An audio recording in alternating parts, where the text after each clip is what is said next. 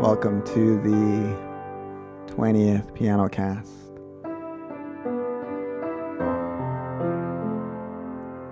The sun was like totally over here, and now it's like slowly, gradually going over to my right. And I put the mirror back there as well, just to capture more of this view. And maybe even a beautiful sunset, depending on how many times I record this and get it down just right. It's the 20th Pianocast. It's the end of the year.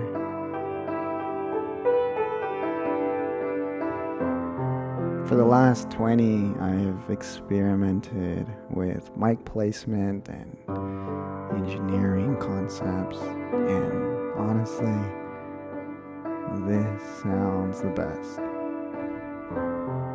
Thank you for everyone who's listened to all or some of the other Pianocasts and could hear the inconsistencies in the audio.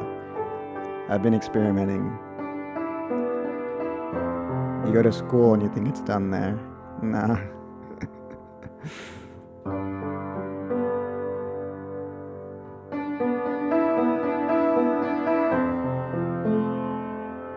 There's a boat just right on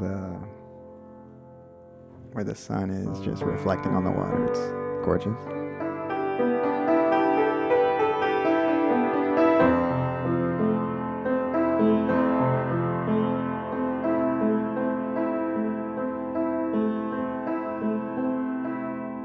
Typically at the end of the year, the question that gets asked is, what have you achieved? And while that is a valid question to ask, I would like to propose, in addition,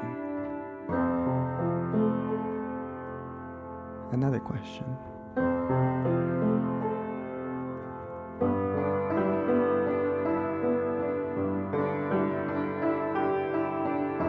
And that question is, really there's two of them. How well did you fail this year? And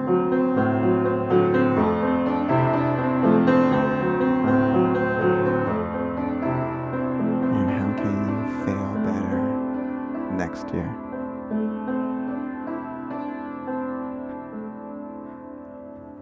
For some of us, somewhere along the lines, we picked up this idea that failure was bad. It wasn't a good thing. And sometimes that comes from a feeling, sometimes that comes from an actual experience of okay, this is what they mean by loss. And we try not to repeat it.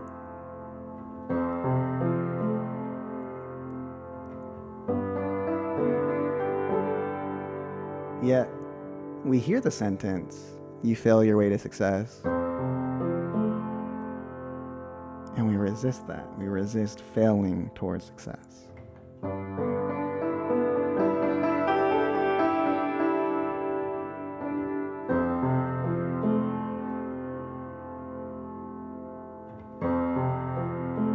It's okay to take a couple steps back, as long as you're looking forward. We look at fighters, boxing or MMA.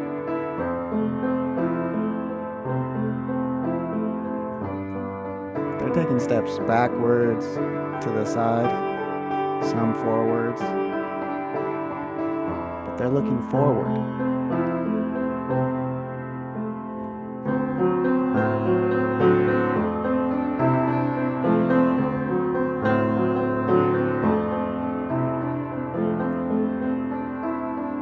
The Incas there was 4 animals they highly studied in a godlike fashion. The hummingbird was one of them.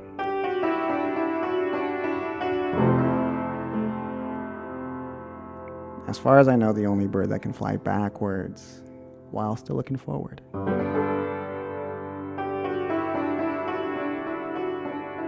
I'm not sure if it's geese or if it's ducks, that whatever mammal they look at first, they imprint themselves onto that mammal. And so there's duck or geese that the first things they've seen have been a human. So they think they're human. And while we may be more conscientious and more dynamic than that as humans, we still imprint onto others, onto other situations, based off of many things, experiences, beliefs. Yet, some people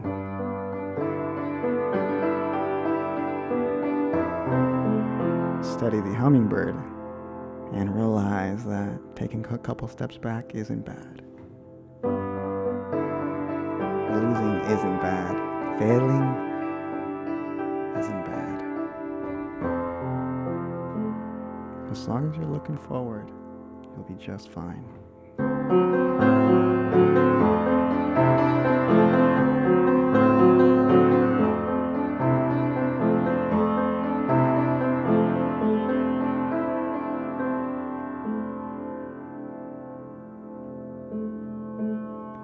So one of the things that I've done to fail better this year has been to reword the word. Instead of losses, they're lessons. But then I found myself resisting getting lessons. And what we resist tends to persist. So I was like, well, how can I reword the winning side?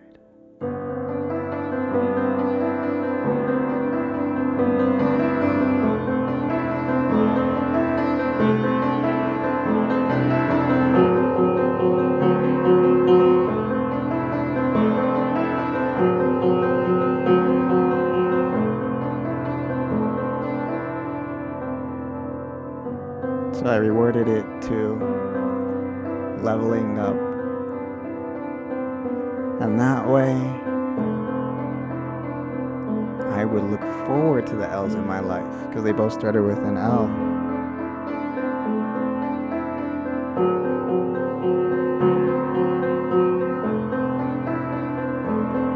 And when you think about it,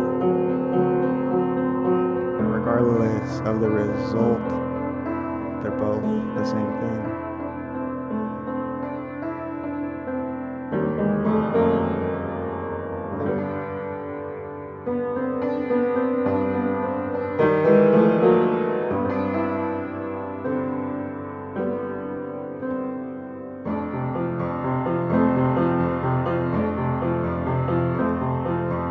So, how can you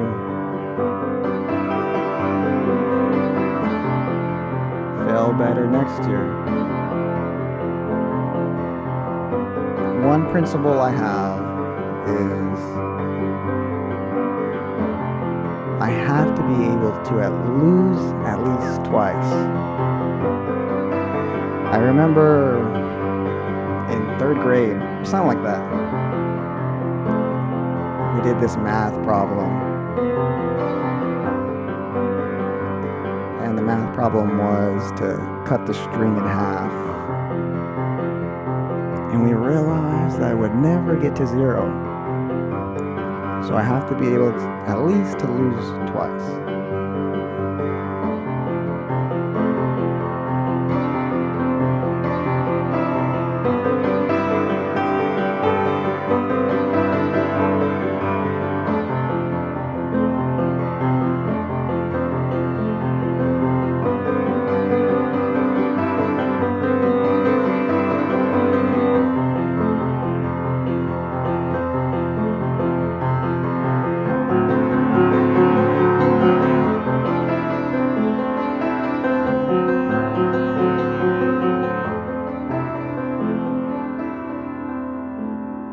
And also what helps is starting small.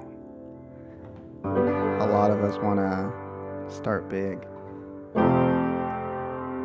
And one of the undertakings that I did this year was to invest $20 and see how much I could build it up to. And I got it up to about $1,200. But from 20, that is difficult and boring to begin with. Because some of the thoughts are like, man, if I had a bigger account, I could have been making this much more. But there was a lot of small emotional lessons that I've learned that I hope that I don't have to experience again. So my lessons were cheap.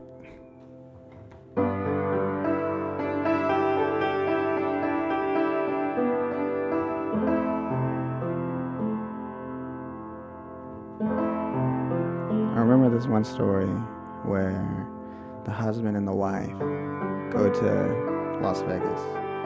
And the wife stays up to watch movies, and the husband goes down and just goes check some things out. And he finds a $10 bill. So he goes to the roulette table and he bets it on a color and he wins, and he does this about like 17 times or so, whatever number it takes to get you to $1 million. And you would think that this guy would just stop, made $1 million off of $10. Why press more? Yet he bet everything on a certain color and he lost. And so he goes back up to the room. And his wife asks him, how'd it go? And he goes, I only lost $10.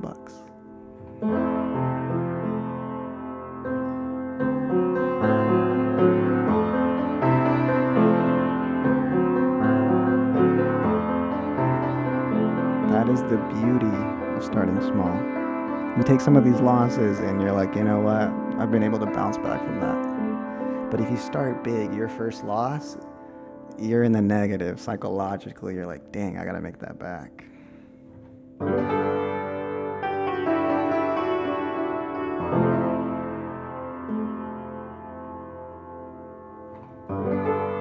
Failure in appropriate amounts is really beautiful. But sometimes we mess up and it's just, we fail on a bigger level.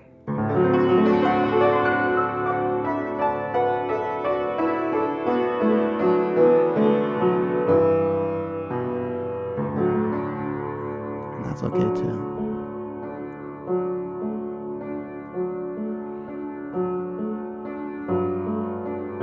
One of the most beautiful revelations I've been able to have this year has been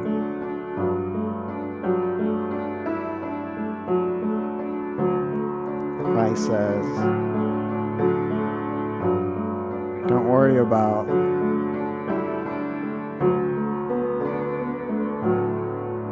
storing up treasures on earth, because thieves can break in and steal them.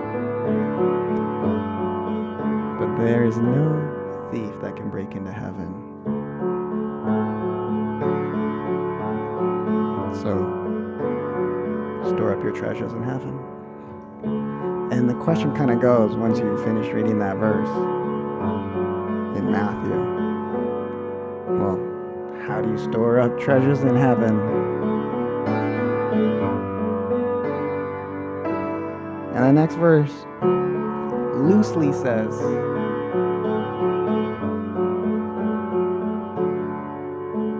eyes are the windows to the soul. Where your heart is where your treasure will be.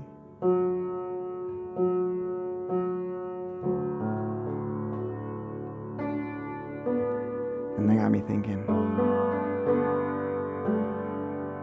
especially after the following verse I read. He says,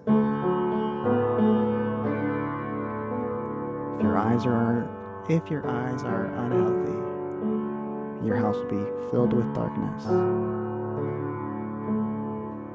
He didn't say if your eyes look at bad things. He just said if your eyes are unhealthy. And on earth, how do we create unhealthy eyes? Well, for one, too much screen time.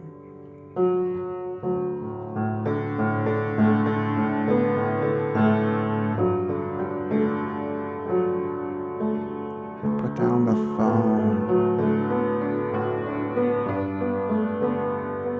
and look with your eyes.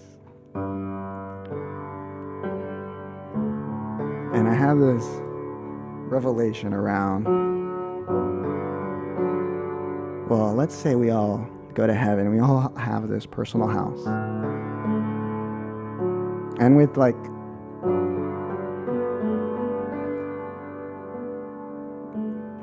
we're moving into a digital space.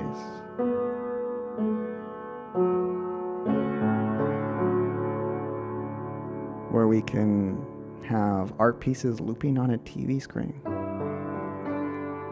So imagine that. You get to have these canvases in your heavenly home.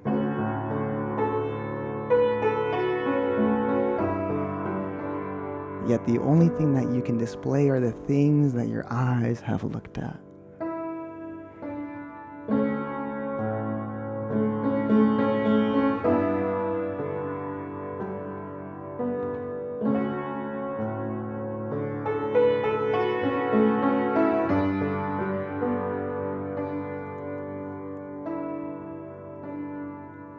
For every person that has made me smile, you'll be on my wall.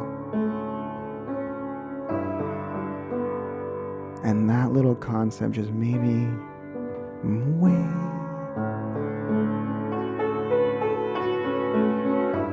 more present, visually present, to look at the wrinkles in someone's eye when they smile, or my surroundings.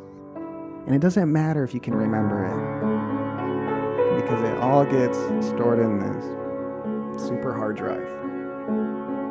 And when you die and you get to your house, you'll be able to pick from the collection of things that you have seen on earth.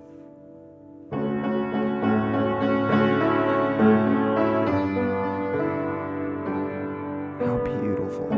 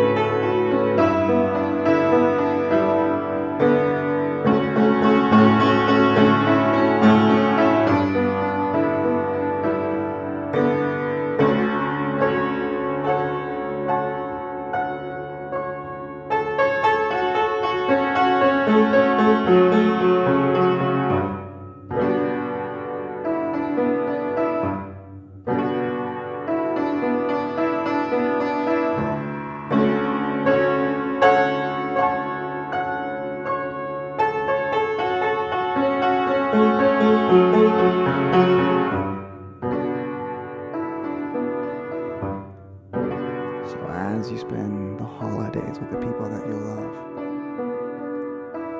I encourage you to notice a detail that you haven't noticed before about them. The way they smile, or maybe even if you have noticed everything. Yet, when you go out with them again, the way the light just hits and brushes off their cheek. or just capture them smiling with someone else. So that way, when you visit each other's houses, and I'm assuming human factory emotions are off, we're just spirits, no judgment, no jealousy. And we get to go to one another and be like, look, there was this day that the light just hit you that was just so beautiful. And here it is.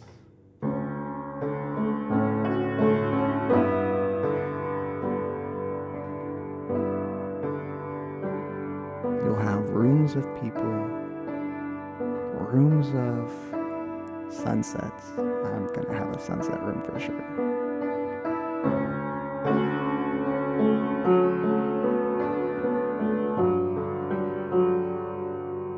I'm gonna have a room of my failures.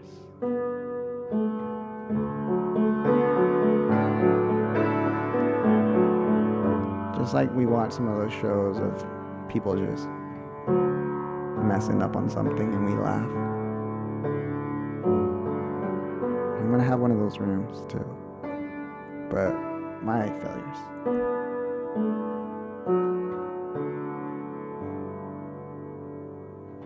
I hope you have a beautiful, beautiful New Year's Eve, New Year's, and New Year's in general.